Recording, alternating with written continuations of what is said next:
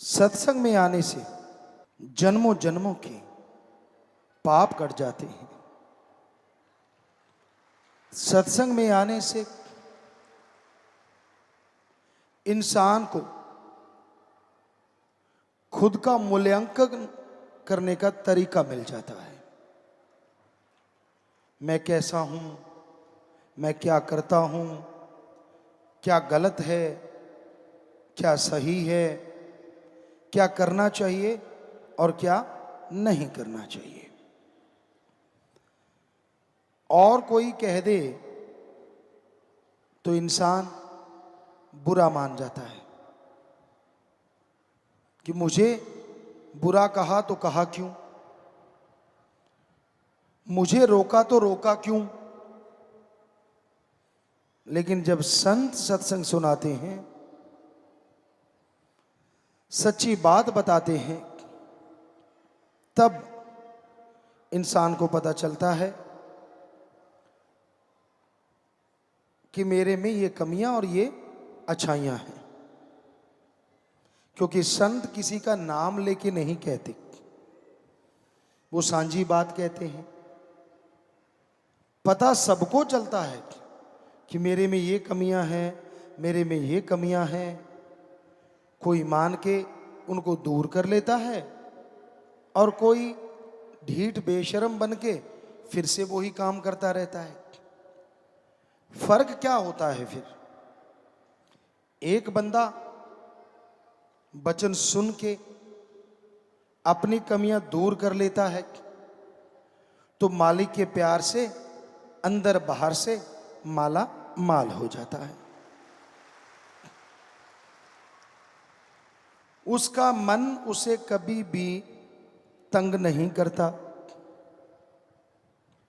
किसी गम चिंता में वो डरता नहीं, थकता नहीं, ऊबता नहीं। जिंदगी नीरस नहीं होती। कहने का मतलब एक दूसरा होता है, सुनता है, हाँ जी करता है, लेकिन सिर्फ जी हजूरिया, सुना, समझा, मानने के नाम पे फिर वहीं का वहीं। ऐसे इंसान का मन बार बार हावी होता रहता है। परेशानियां, टेंशन उसकी बनी रहती है।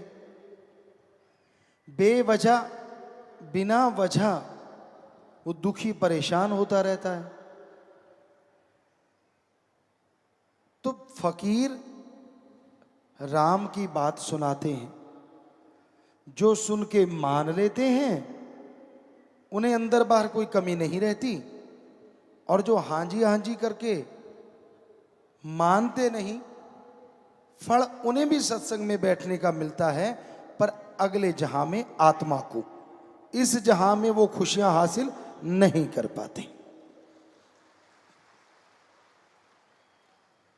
तो सत्संग में संत ऐसे कौन से वचन कहते हैं जो मानने चाहिए? आप रूटीन बनाओ। आप रोजाना क्या क्या करते हो, क्या क्या करना चाहिए। रोजाना, अगर रोजाना आप ऐसा करते रहोगे और उस रूटीन में, दिनचर्या में राम का नाम शामिल जरूर कर लो। 5 मिनट, 7 मिनट, 10-15 मिनट, आधा घंटा, बाकी टाइम जितना ज्यादा देना वो आपकी इच्छा। तो आप वो टाइम निश्चित कर लो। खुला टाइम रखने से राम का नाम नहीं जपा जाता। जिस टाइम राम नाम जपना होगा, 1000 कार्य और आ जाएंगे। अगर फिक्स है कि हाँ भाई सुबह 5 से लेके 10-15 मिनट, आधा घंटा मैं जाप करूंगा, तो नेचुरली आप जाप भी कर पाएंगे और राम नाम का फायदा भी उठा सकेंगे। खाना खाते हैं आप, सुबह उठते आदत होती है, कई चाय के बिना उठते ही नहीं, और नाश्ता खाना खाते हैं, दोपहर का खाना, रात का खाना, चाय दूध जो भी चलता रहता है, सबके लिए आपने टाइम फिक्स कर रखा है। तो राम नाम के लिए क्यों नहीं? तो ईश्वर की भक्ति के लिए टाइम देना बहुत जरूरी है। शाम का समय भी फिक्स करो। अगर आप ज्यादा बिजी हैं तो सोने से 10 मिनट पहले जाप कर लो, आधा घंटा पहले जाप कर लो। और अगर आप खाली हैं, ठीक है, तो टाइम एक फिक्स कर लो कि भी हाँ 8 बजे, 9 बजे, 10 बजे, जो भी आपको ठीक लगता। तो टाइम फिक्स करने से आदत बन जाएगी राम नाम की, क्योंकि अल्लाह वाहिगुरु राम का नाम जपना ही मुश्किल है, बाकी हर चीज की आदत बन जाती। आप बैठे बैठे चुगली करते हैं, निंदा करते हैं, दूसरों की बुराइयां गाते हैं, उसके लिए कभी ट्रेनिंग ली है? जी नहीं, क्योंकि ये काल की नगरी है और काल का साजो सामान लेने के लिए ट्रेनिंग की जरूरत नहीं है। गुस्सा, क्या कोई ऐसा स्कूल है यहां यह सिखाया जाता हो कि गालियां कैसे देनी है, थप्पड़ कैसे मारना है? नहीं है ना, पर आप सब ट्रेंड है। जिसको ना छेड़ो तो ही अच्छा। इसी बात पे एक बात याद आ गई। एक आदमी बिच्छू बेच रहा था, लोग बिच्छू खरीद रहे थे। उसने कहा सबके 5 रुपए। बड़ा बिच्छू था, छोटा था, ऐसे था। तो किसी ने कहा यार तेरी अजीब दुकानदारी है, तू छोटे का भी वही रेट, थोड़ा सा बड़ा है उसका भी वही रेट, चक्कर क्या है? पता है क्या कहा उसने? हाथ लगा के देखो, डंक एक जैसा मारते। तो आज किसी को छेड़ के देख लो। गर्मी का मौका है, वैसे तो ना ही छेड़ो तो अच्छे रहोगे। ये तो सर्दी में उबलते रहते हैं, गर्मी में तो उबले ही पड़े हैं, क्योंकि वैसे टेम्परेचर हाई होता है। किसी को छेड़ लो, यूं लगता है जैसे नंगी तारों के हाथ लगा दिया हो। तो इसके लिए कोई स्कूल नहीं, कोई कॉलेज नहीं, सब ट्रेंड है। अब फिर है मोह ममता। अब बच्चा होने वाला है, माँ को कोई ट्रेनिंग थोड़ी ना देता है कि बच्चे से मोह कैसे आएगा। ये नेचुरल है। बच्चा गर्भ में आया, पेट में आया, तो माँ की तारें जुड़ती चली जाती हैं, एहसास होने लगता है अंदर से, भावनाएं पैदा हो जाती हैं। और जैसे बच्चा बाहर आता है तो मोह ममता पूरी तरह से छा जाती है। फिर बाप दादा परदादा सब। तो क्या ट्रेनिंग स्कूल है कोई मोह ममता का? नहीं है। लोभ लालच, इसके ट्रेनिंग स्कूल हैं कहीं कहीं कि लोगों की जेब कैसे काटनी है पता भी ना चले। बिजनेस के तरीके सिखाए जाते हैं, लेकिन लोभ लालच का कोई स्कूल नहीं है। ये अपने आप पैदा होता है, और जब ये पैदा हो जाता है तो बेटा बाप को मार सकता है, भाई भाई को मार सकता है। क्योंकि लोभ लालच के कारण आपने सुना होगा जगह जगह कत्लो गारत मच जाती है। एक ही खून होता है, सके भाई होते हैं दो, सकी बहनें होती हैं, लेकिन उनमें दरार आती है ज्यादातर लोभ लालच के कारण। एक का काम अच्छा हो गया, एक बेचारी थोड़ी सी गरीब रहेगी, तो वो उससे बात ही नहीं करती। बात करेगी तो यूं जैसे नौकर हो। हमने ऐसा सुना नहीं, देखा भी है। आप में से कोई ना कोई बैठा होगा यहां, बुरा ना मानना। उसको लगता है मेरा स्टैंडर्ड अप है, जितना मैं हूं वैसा कोई भी नहीं। वो अपनी बहनों को, अपने भाइयों को बिल्कुल नौकरों की तरह समझ। तो ये बिल्कुल गलत है। ये है लोभ, लालच और अहंकार। अहंकार का भी कोई स्कूल नहीं है। बिना वजह अहंकार करते रहेंगे। कोई थोड़ा सा काम अच्छा कर लिया, यूं मैं ये कर दूं, मैं वो कर दूं, और कई बार थूक के चाटना पड़ता है। वो काम होते नहीं, बाकी सारे हंसते हैं, क्यों भाई कर लिया। ये बड़बोले ना बनो तो ठीक नहीं। ज्यादा बड़बोला बनते हो, ज्यादा अहंकार दिखाते हो तो दुखी होना पड़ता है। ईगो और अणख गैरत दो अलग चीजें हैं। गैरत होती है बंदा एक बार पर्ण कर ले, जान जाए तो जाए, पर वो पर्ण ना कभी जाए। ये है हमारी संस्कृति। पीर फकीर के सामने अगर पर्ण कर ले तो फिर तो बदलने का कोई मतलब ही नहीं है कि हां मैं ये कर्म नहीं करूंगा, तो नहीं करेगा, बस भूल जाओ कि वो कर्म है भी। जो ऐसा करते हैं वही इस जहान में, अगले जहान में रूहानियत की बहुत ऊंची पदवी को हासिल करते हैं। यानी यहां तमाम खुशियां मिलती हैं, बेगम रहते हैं, खुश रहते हैं, और अगले जहान में भी माला माल रहते हैं। अहंकार को मार है। जो कोई अहंकार करता है उसे मार पड़ती है। कभी भी आप देख लो, पानी जो होता है वो टीलों के ऊपर नहीं बल्कि नीची जगह आके इकट्ठा होता है। पहाड़ों की चोटी पे नहीं रुकता, नीचे बनी झील पे भर जाता है। फल जितना ऊंचा होगा पेड़ को क्षति उतनी ज्यादा होती है, क्योंकि उसको तोड़ने के लिए लोग कभी पत्थर मारते हैं, कभी कुछ मारते हैं, या आजकल नई टेक्निक आ गई, लेकिन पुरातन समय में पेड़ की टहनियां ज्यादा टूटती थी फल जितना ऊंचा होता था, और झुका हुआ फल लोग आराम से आसानी से तोड़ते थे, पेड़ की टहनी भी नहीं टूटती थी। तो अहंकार को मार है। अहंकार ना किया करो। कमियां खुद में होती हैं, निकालते आप अल्लाह वाहिगुरु राम में है। सो कमी कभी भगवान में हो ही नहीं सकती।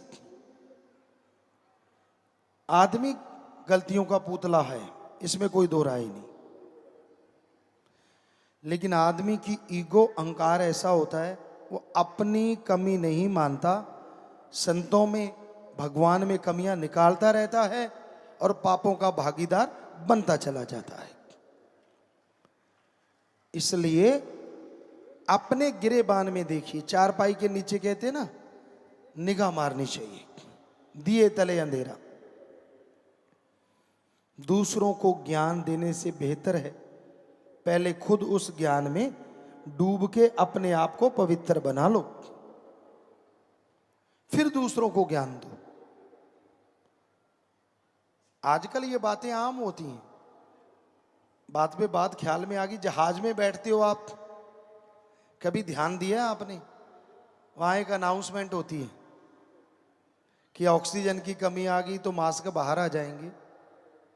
किसी और के मास्क चढ़ाने से पहले खुद का चढ़ा लो। तो वही बात है, किसी और को ज्ञान देने से पहले पहले खुद अमल कर लो, फिर दूसरों को ज्ञान देना। अगर खुद अमल नहीं करते, अगर खुद आप ज्ञानवान नहीं बनते, तो दूसरों का ज्ञान देने का कोई फायदा नहीं होता। क्योंकि जब वो आप में वो कमियां देखेगा तो वो भी बदल जाएगा। इसलिए संत ज्ञान बताते हैं, क्योंकि गुरु की कृपा से, सतगुरु की दया में, रहमत से, सतगुरु उनके अवगुणों को, उनकी बुराइयों को 100% साफ कर देता है और फिर वो ज्ञान देते हैं, भक्ति करते हैं, तो जो भी कोई उनकी बात मानता है उसके अंदर बाहर माला माल होता चला जाता है। पर गुरु एक ही होता है, गुरु की डार नहीं होती। थोड़ा सिमरन करने लग गए, थोड़ी भक्ति करने लग गए, इसका मतलब ये नहीं होता कि वो गुरु बन गया।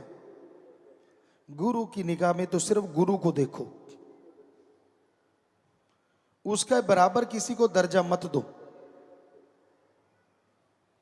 अगर ऐसा आप करते हो तो भक्ति कटती है, क्योंकि गुरु पैसा नहीं लेता, गुरु चढ़ावा नहीं लेता, गुरु धर्म जात मजहब के नाम पे लड़ाता नहीं, गुरु कभी किसी को गलत रास्ते पे चलाता नहीं।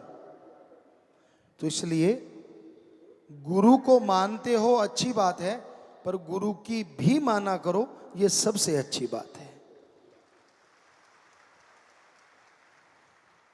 सिर झुका देना, सजदा कर देना, ये रीत है,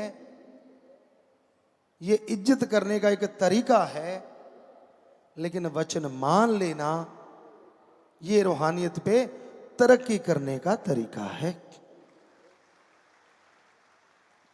दोनों का एक साथ होना जरूरी है, क्योंकि अगर सत्कार नहीं भगवान के लिए तो भावना पैदा नहीं होती, और भावना नहीं तो बिना भावना के किया गया सुमरन किसी काम का नहीं। जब आप राम का नाम जपते हो तो राम में ध्यान दिया करो। सत्संग में बैठे बैठे लोग अपनी निगाह को घुमाते रहते हैं। अब आपकी आंखें हैं, जितनी मर्जी घुमाओ, लेकिन ये आंखों की एक गड़बड़ है, जिस चीज को देखती हैं उसका मोह पैदा कर देती हैं। फिर आप देखना शुरू कर देते हो, ये कौन है, ये कैसा है, ये ऐसा होगा फिर वैसा होगा, अच्छा ये मुझे देख रहा है या देख रही है। तो आपके हाव भाव बदल जाते हैं। आप थोड़ा सा यूं करके बैठते हैं, अच्छा क्यों, तेरे पर निकल आए क्या? अरे भाई, जैसा तू है वैसा ही अब है और वैसा ही रहेगा, कुछ अलग से नहीं हो गया तेरे। हमने देखा है बच्चे मूंछों पे हाथ मारने लगेंगे या शर्ट को सही करने लगेंगे कि यार मेरे को देखे जा रहा है, मेरे में कुछ है। तो असलियत में ये एक कुदरत ने बनाया था, नर मादा एक दूसरे के प्रति आकर्षित होना कुदरत का नियम था। लेकिन उस नियम को संतों ने और नियम बना के भावना में मढ़ दिया। पति पत्नी की भावना, बहन भाई की भावना, बाप बेटी, माँ बाप और दादा दादी। तो ये खास करके हमारे देश में उसी आकर्षण को भावनाओं में बदल दिया। अदरवाइज तो पशुओं की तरह सिर्फ एक ही स्त्री पुरुष की भावना रहती। लेकिन संतों का जितना धन्यवाद करें, जितना शुक्राना करें उतना कम है कि उन्होंने भावनाओं को एक नाम दे दिया। अट्रैक्शन को, वो जो आकर्षित होते हैं एक दूसरे के प्रति, उसकी एक नाम रख दिया। तो होता यही है कि हम जब देखते हैं तो हमारी भावनाएं उसका रूप ले लेती हैं। लेकिन कई लोग ऐसे होते हैं जिनकी भावनाएं बेलगाम होती हैं।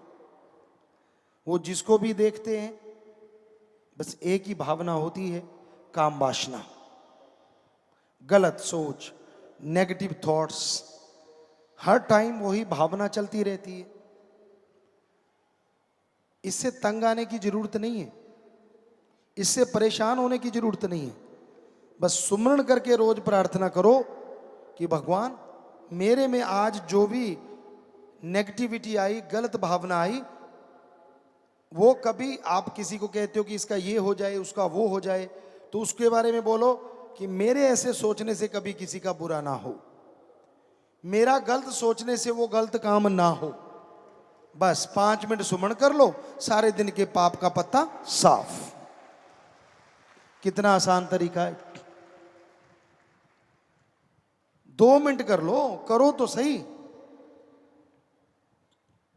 तो आप भावनाओं को शुद्ध कर सकते हैं, विचारों का शुद्धिकरण कर सकते हैं थोड़े से समय में। भावना शून्य इंसान कभी नहीं होता। राम, अल्लाह, वाहिगुरु के प्रति कईयों ने कहा, हमसे सवाल किए कि मीराबाई हुई थी और मीरा जी ने भगवान को पति बना लिया, ये भावना सही है? आप एक मीरा की बात करते हैं। जितने संत आए, गुरु पीर पैगंबर आए, ज्यादातर ने अपने आप को आत्मा रूप में भगवान की पत्नी बना के उससे इश्क किया है। आप पढ़ के देख सकते हैं कि भगवान अल्लाह, वाहिगुरु, गॉड, खुदा, राम, तो किसी ने लिखा है महिला, किसी ने कुछ, किसी ने कुछ। तो वो भावना गलत नहीं है, क्योंकि वो ईश्वर मां है, बाप है, सगा है, संबंधी है, यार है, दोस्त है, मित्र है। और कोई कोई होता है जो उसे अपना पति भी बनाता है, जैसे मीरा जी। तो मीरा का नाम तो आज हम भी ले रहे हैं। बताइए, उसने अगर भगवान को उस रूप में देखा और भक्ति सारी उसी रूप में की, ये गंदे लोगों की गंदगी होती है जो उन्हें गलत सोच देती है, लेकिन उसका नाम कितना अमर हो गया, आज भी उसका नाम सत्कार से लिया जाता है। तो शुद्ध भावना जो होती है वो एक अलग ही तरह की होती है।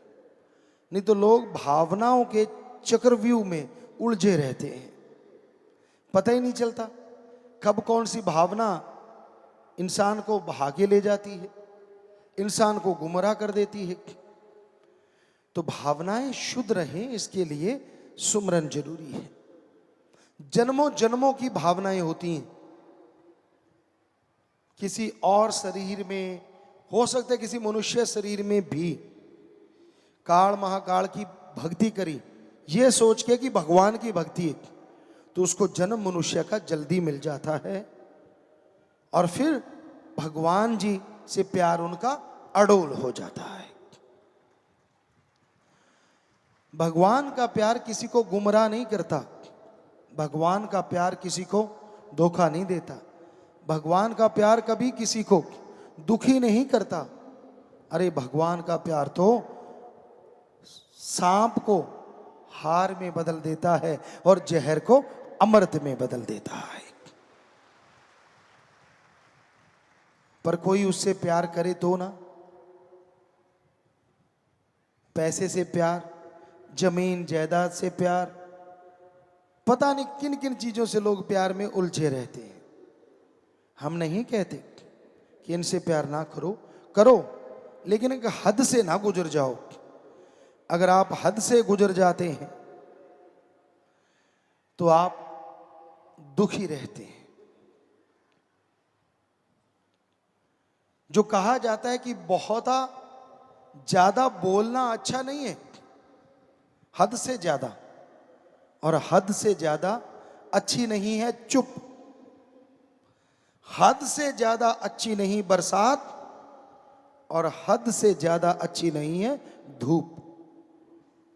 आप धूप में बैठ जाओ, पकौड़ा तलते हैं ऐसे तल देगी। ज्यादा बरसात में बैठ जाओ, चमड़ी छिल जाएगी। एक हद होती है, इंसानियत की हद है। क्या अगर वो सारी जिंदगी में अच्छे नेक काम भले करता है तो लोग सारी उम्र याद रखते हैं, और हद से जरा सा इधर होके अगर कोई बुरा काम कर डालता है तो लोग कभी उसका नाम लेना नहीं चाहते। इसका उदाहरण है इतिहास में कैकेयी, श्री राम जी भगवान स्वरूप होते हुए भी अपनी मां कौशल्या के बाद में पहले कैकेयी के पांव के हाथ लगाते थे और इंसानियत की रेखा से जरा सा इधर हुई, मोह ममता में पड़ गई, राम जी को उसी को वनवास दिला दिया। आज हमें नहीं लगता यहां जितनी लड़कियां बैठी हैं किसी का नाम कैकेयी होगा या मंथरा होगा, नहीं है। क्यों? क्योंकि कोई नाम लेना पसंद नहीं करते जब लोग इंसानियत से गिर जाते हैं। और कौशल्या पता नहीं कितनों के नाम होंगे। सो कहने का मतलब सच्चाई यही है, वास्तविकता यही है कि इंसानियत पे रहो। इंसानियत से हट गए तो आप दुखी होते रहोगे, परेशान होते रहोगे। दिल में भावना रखो दूसरों को खुश करने की, लेकिन उस खुश करने के लिए अगर मर्यादा भंग होती है, अगर इंसानियत से हैवानियत या शैतानियत में आप जा रहे हैं, तो कभी भी किसी को खुश करने की जरूरत नहीं है।